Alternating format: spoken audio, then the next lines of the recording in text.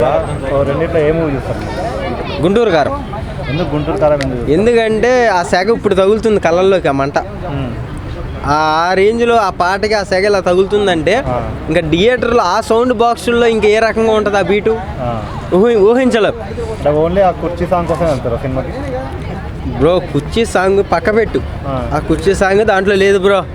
మహేష్ బాబు గారు ఎలివేషన్లు కానీ, ఆ కట్అవుట్ కానీ, ఆ హీరోయిన్ డ్యాన్స్ కానీ మైండ్ బ్లోయింగ్ మాట. అవి చూస్తాకైనా సరే ఆ సినిమాకే వెళ్తా. అది పవన్ కళ్యాణ్ ఫ్యాన్ నేను, కానీ మహేష్ బాబు గారు సినిమాలన్నా, ఆయన హెల్పింగ్ అన్నా ఫిదా.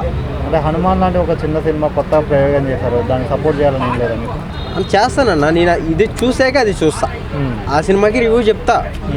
ముందు ఈ సినిమాకే రివ్యూ చెప్తా గుంటూరు కారం. ఎందుకంటే నేను గుంటూరు కారంకి ముందే వెళ్తా. యాక్చువల్లీ ఊరు వెళ్ళాలి, దాన్ని కూడా క్యాన్సిల్ చేసుకున్నా.